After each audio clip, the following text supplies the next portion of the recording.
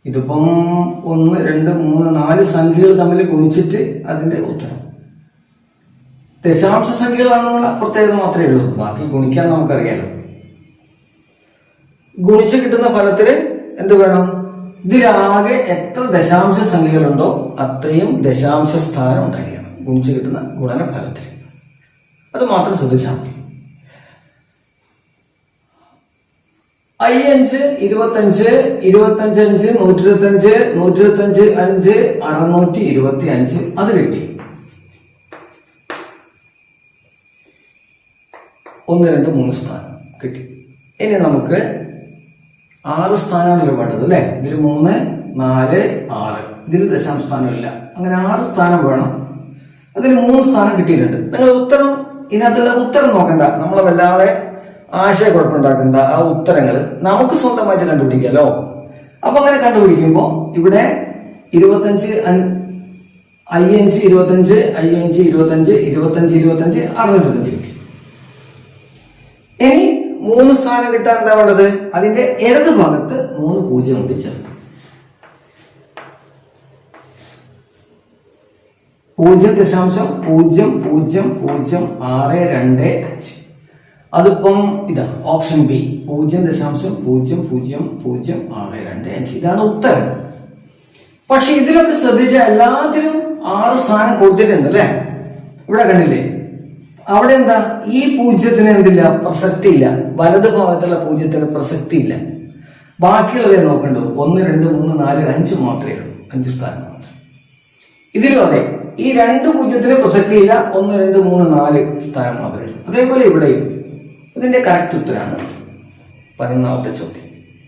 രാജു അയാളുടെ പ്രതിമാസ ശമ്പളത്തിന്റെ 75% വിവിധ ആവശ്യങ്ങൾക്കായി ചെലവഴിച്ച് ബാക്കി മിച്ചം വയ്ക്കുന്നു. മിച്ചം വെച്ച തുക 4400 രൂപയുണ്ടെങ്കിൽ രാജുവിന്റെ പ്രതിമാസ ശമ്പളം എത്ര? ഇതിങ്ങനെ ചെയ്യുകയാണെങ്കിൽ വല്ലാതെ ആശയക്കുഴപ്പമുണ്ടാക്കുന്ന ചോദ്യമാണ്. ഈ ആശയക്കുഴപ്പം ഒഴിവാക്കിയിട്ട് ഇതങ്ങനെ ചെയ്യാം. 1-2 കാര്യം ശ്രദ്ധിച്ചാൽ മതി. അതിലൊന്ന്, ഇവിടെ ബാക്കി മിച്ചം വെക്കുന്ന കാര്യം ചോദിച്ചിരിക്കുന്നത്. മിച്ചം വെച്ച തുക 4400. ശമ്പളത്തിന്റെ 75% വിവിധ ആവശ്യങ്ങൾക്ക് വേണ്ടിയിട്ട് ചെലവഴിക്കുന്നു. അങ്ങനെ ഇതിൽ പറഞ്ഞിട്ടുണ്ടല്ലോ. എന്ന് പറഞ്ഞാൽ മിച്ചം വയ്ക്കുന്നത് എത്ര ശതമാനം? മിച്ചം വയ്ക്കുന്നത് 25%. ആ 25% എത്ര രൂപയിൽ വരുന്നുണ്ട്? 4400 രൂപയായിട്ട് വരുന്നുണ്ട്. മിച്ചം വയ്ക്കുന്നു. ശമ്പളത്തിന്റെ 25% മിച്ചം വയ്ക്കുന്നു. അത് 4400 രൂപ. ഇനി ഇതിന്റെ ശമ്പളം എങ്ങനെ കണ്ടുപിടിക്കും?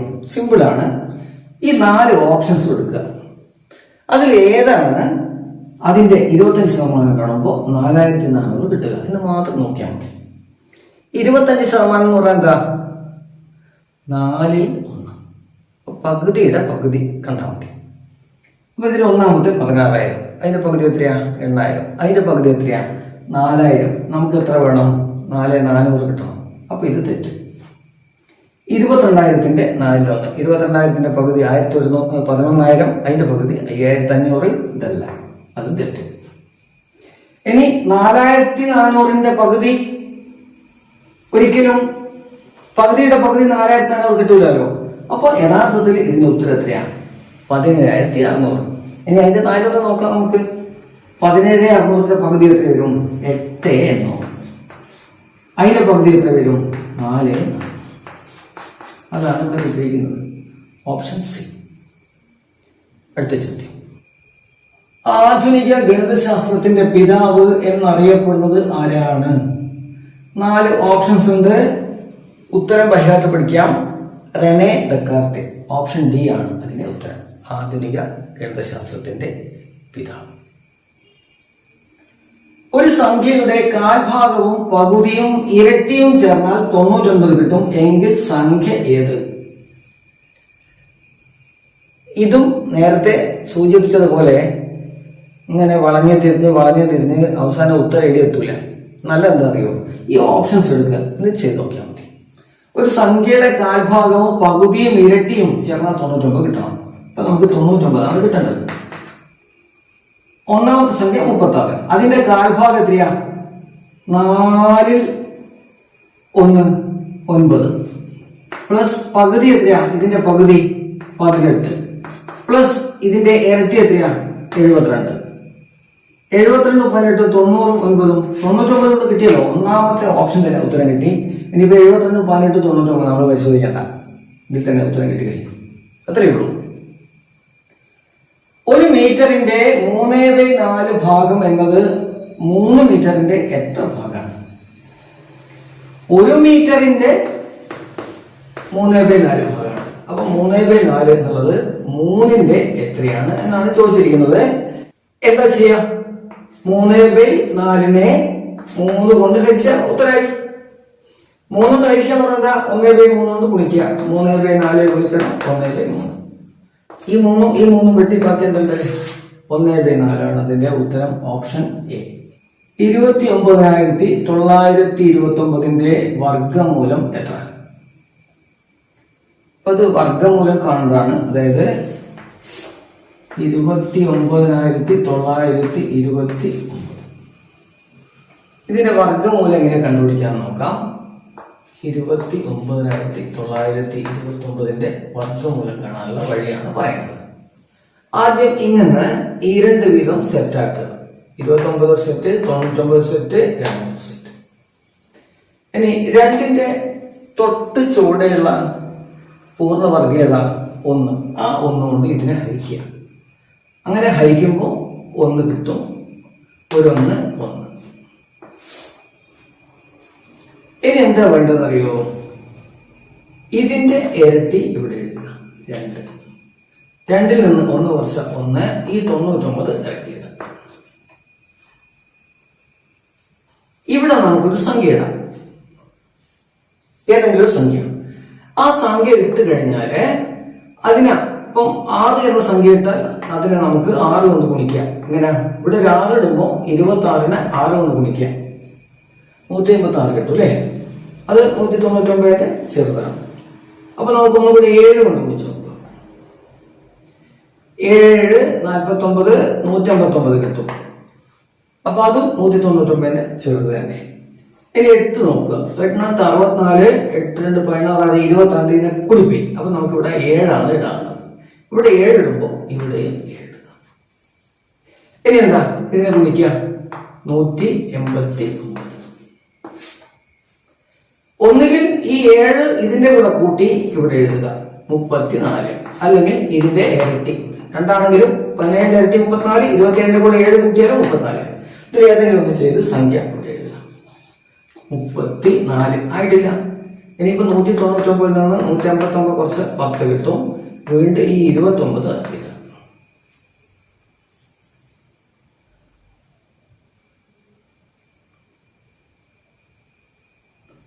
ഇതേപോലെ ഇവിടെ 7 പോലെ നമുക്ക് ഇവിടെ ഒരു സംഖ്യ ഇടാം. 1 എഴുതാം, 2 എഴുതാം, 3 എഴുതാം, 4 എഴുതാം. ഇവിടെ നമുക്ക് എത്ര 9 അല്ലേ വന്നിരിക്കുന്നത്. ഏത് സംഖ്യ ഗുണിച്ചാൽ 1ന്റെ സ്ഥാനത്ത് 9 കിട്ടുക? ഒന്നുകിൽ 7 ആയിരിക്കും, അല്ലെങ്കിൽ 3 ആയിരിക്കും അല്ലേ? നമുക്ക് ആദ്യം 3 നോക്കാം. 3 9 3 4 12 കൊണ്ട് ബാക്കി 3 9 10 കറക്റ്റ് വന്നിട്ടുണ്ട്. 1029 അല്ലേ? ആ 3 എത്ര വന്നു? 173. ഓപ്ഷൻ ഡി ആണ് അതിന്റെ ഉത്തരം. ഇങ്ങനെയാണ് എന്ത് കണ്ടുപിടിക്കുക? സംഖ്യകളുടെ വർഗമൂലം കണ്ടുപിടിക്കുക. ഇത് കുറച്ച് സമയം എടുക്കുന്ന ഒരു ചോദ്യമാണ്. സമയം എടുക്കാൻ വേണ്ടി തന്നെയാണെന്ന് തോന്നുന്നു ഈ ചോദ്യം തന്നിരിക്കുന്നത്. അടുത്ത ചോദ്യം. ചോദ്യചിഹ്നത്തിന്റെ സ്ഥാനത്തെ സംഖ്യ ഏത്? 12/7/5 പ്ലസ് 8/7/5 പ്ലസ് ചോദ്യചിഹ്നം സമം 13/7/5 പ്ലസ് 15/7/5. ഇതൊരു ചെറിയ ആശയക്കുഴപ്പം ഉണ്ടാക്കുന്ന ചോദ്യമാണ്, പക്ഷെ സിമ്പിളായിട്ട് ചെയ്യാം. 12/7/5 പ്ലസ് 8/7/5 പ്ലസ് ചോദ്യചിഹ്നമാണ് സമം 13/7/5 പ്ലസ് 15/7/5. 12/7/5 എന്ന് പറഞ്ഞാൽ എത്രയാണ്? 12 പ്ലസ് 7/5 പ്ലസ് 8 പ്ലസ് 7/5 ചോദ്യചിഹ്നം സമം 13 പ്ലസ് 7/5 പ്ലസ് 15 പ്ലസ് 7/5 ഇങ്ങനെയാണ് വരുന്നത്. ഇതിൽ നമ്മൾ ഇത്രയും നോക്കേണ്ടുള്ളൂ. 7/5 7/5 രണ്ട് പ്രാവശ്യം അത് ഇവിടെ ഉണ്ട്. ബാക്കി എന്താണുള്ളത്? 13 15 28 12 8 20. 20ന്റെ കൂടെ എന്ത് കൂട്ടിയാലാണ് 28 കിട്ടുക? 8 കൂട്ടിയാലാണ്. അപ്പൊ ഈ ചോദ്യചിഹ്നം 8 ഓപ്ഷൻ എ അതാണ് ഉത്തരം. തന്നിരിക്കുന്നവയിൽ ത്രികോണ സംഖ്യകളുടെ ശ്രേണി ഏതാണ്? ഇതിലിപ്പോ 4 ഓപ്ഷൻസ് ഉണ്ട് അല്ലേ? 1 4 9 16 25 2 4 6 8 10 1 3 6 10 15 1 3 7 11 16 ഇങ്ങനെ 4 ഓപ്ഷൻസ് ഉണ്ട്. ഇതിലെ ഒന്നാമത്തെ ശ്രേണി എന്താ? അതൊക്കെ വർഗസംഖ്യകളാണ് അല്ലേ? അതിനൊരു പേരുണ്ട് ചതുരസംഖ്യകൾ. ഇത് ചതുരസംഖ്യകളുടെ ശ്രേണിയാണ്. സമചതുര സംഖ്യകളാണ് ഇതൊക്കെ. ഇതെന്താണെന്ന് അറിയാലോ? 2 4 8 10 12 14 ഒക്കെ ഇരട്ട സംഖ്യകളാണ്. അതുകൊണ്ട് 1 3 6 10 15 1 3 6 10 15 ഇതാണ് ത്രികോണ സംഖ്യകൾ. അതെങ്ങനെയാ ത്രികോണ സംഖ്യകളാകുന്നത്? ഉദാഹരണത്തിന് 1 ഒരു ബിന്ദു, ഇതൊരു ത്രികോണമായിട്ട് പരിഗണിക്കാം. ഇനി 3 ഒരു ത്രികോണം ചേരണമെങ്കിൽ 3 ബിന്ദു കണ്ടില്ലേ? ഒരു ത്രികോണമായി. ഇനി ഇതിനേക്കാൾ വലിപ്പമുള്ള ത്രികോണം വരണമെങ്കിലോ 1 2 കണ്ടില്ലേ? ഒരു ത്രികോണമില്ലേ? 1 2 3 4 5 അപ്പൊ 1 3 6 ഇങ്ങനെ 10 15 ഇങ്ങനെ പോകും. അതായത് 2 കൂട്ടി 3 കൂട്ടി 4 കൂട്ടി 5 കൂട്ടി 6 കൂട്ടി 5 6 21 അടുത്ത ത്രികോണ സംഖ്യ. അത് വരുന്ന അടുത്ത സംഖ്യ. ഓക്കെ, അതത്രയാണ്. ഒരു ബില്യൺ തുല്യമായത് ഏതാണ്? ഒരു ബില്യൺ എന്ന് പറഞ്ഞാൽ എത്രയാണ്? 1 10 100 1000 10000 ലക്ഷം 10 ലക്ഷം കോടി 10 കോടി 100 കോടി. 100 കോടിയാണ് ഒരു ബില്യൺ. ഇതിൽ എത്ര പൂജ്യമുണ്ട്? 1 2 3 4 5 6 7 8 9. അതായത് 10⁹9 അതാണ് ഒരു ബില്യൺ. Option A. 8നെ സൂചിപ്പിക്കുന്ന മലയാള അക്കം ഏതാണ്? ഇവിടെ ഇപ്പം 1 2 3 4 ഓപ്ഷൻ തന്നിട്ടുണ്ട്. ഇതില് 8നെ സൂചിപ്പിക്കുന്നത് അത് ഓപ്ഷൻ എ തന്നെയാണ്. ഇതാണ് 8നെ സൂചിപ്പിക്കുന്നത്. 8 ഇതെന്താണ്? ഈ അക്ഷരം 2നെ സൂചിപ്പിക്കുന്നു. ഇതാ ഏർന്നല്ലേ നമ്മുടെ മലയാള അക്ഷരം ഏർന്നാണ്. ഇത് 4നെയാണ് സൂചിപ്പിക്കുന്നത്. ഇത് 8നെ. ഇതോ? ഇത് 6നെ സൂചിപ്പിക്കും. ഈ 4 ഇവിടെ സൂചിപ്പിച്ച ഈ 4 അക്കങ്ങളും മലയാള അക്കങ്ങൾ തന്നെയാണ്. അടുത്ത ചോദ്യം. ദീപേഷ് 4 ദിവസം കൊണ്ടും ബിന്ദു 6 ദിവസം കൊണ്ടും രൂപേഷ് 12 ദിവസം കൊണ്ടും ഒരു ജോലി ചെയ്യും. 3 പേരും ചേർന്നാൽ എത്ര ദിവസം കൊണ്ട് ആ ജോലി പൂർത്തീകരിക്കാനാകും? ദീപേഷ് എത്ര ദിവസം? 4 ദിവസം ഒരു ജോലി ചെയ്യും. ബിന്ദു 6 ദിവസം. രൂപേഷ് 12 ദിവസം. 3 പേരും കൂടി ചേരുമ്പോൾ എന്താ സംഭവിക്കുക? എന്തായാലും 4 ദിവസം വേണ്ട. ദീപേഷ് ഒറ്റക്ക് തന്നെ 4 ദിവസം കൊണ്ട് ചെയ്യുന്നത് ആ ജോലി. ഇവര് രണ്ടാളും കൂടി ചെയ്യുമ്പോൾ 4 ദിവസത്തേക്കാൾ കുറയും. അത് ഉറപ്പല്ലേ?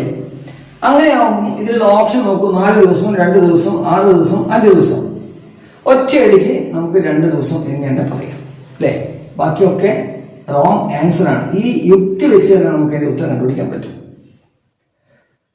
പക്ഷേ ഇതല്ല 1 2 3 4 എന്നാണ് തന്നെങ്കിലും നമുക്ക് ഉത്തരം കണ്ടുപിടിക്കാൻ കഴിയണ്ടേ? അതെങ്ങനെയാണ്? അതിനെന്താ പറയുക വെച്ചാല് നമ്മളൊരു ജോലി ഇപ്പം 4 6 12. അപ്പൊ ഇതിന്റെ ലസാഗു 12. അതായത് ഈ 3 സംഖ്യ അടങ്ങുന്ന സംഖ്യയാണ് 12. 12 ജോലി ഉണ്ട് നേരിക്കുക. 12 ജോലിയുണ്ട്.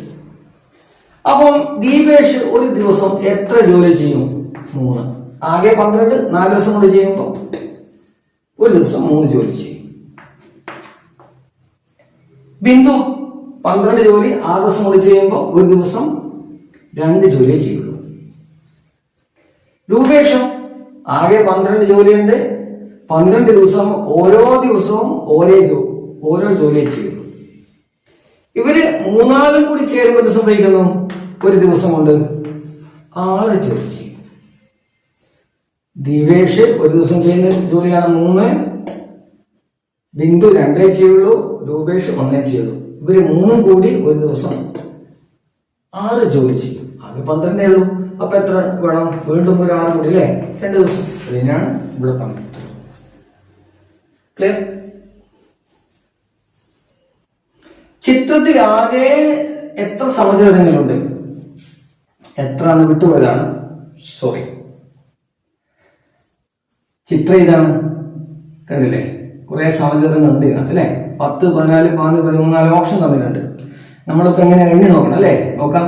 1, 2, 3, 4, 5, 6, 7, 8, 9, 10. ഇപ്പൊ ചെറിയ 10 കിട്ടിയിട്ടുണ്ട്. പക്ഷെ 10 എന്നോട് എഴുതി അത് തെറ്റാ. എന്താ? അതിനേക്കാൾ വലിയ ഒരു സമചതുരം ഉണ്ടാ, ഇതൊരു സമചതുരമാണ്. ഇപ്പൊ 11 ആയി. വീണ്ടും ഇവിടെ ഒരു സമചതുരമുണ്ട്, 12 ആയി. വീണ്ടും ഇങ്ങനെ ഒരു സമചതുരമുണ്ട്, 13 ആയി. അതിനിടയിൽ ഇങ്ങനെ ഒരു സമചതുരമുണ്ട്, കണ്ടില്ലേ? ഇങ്ങനെ. അപ്പൊ എത്രയായി? 14 സമചതുരമാണ് ഇതിലുള്ളത്. Option B. അതിനേക്കാൾ കൂടുതൽ ഓപ്ഷൻ അതിലില്ല. അപ്പൊ അത് തന്നെയാണ് എന്റെ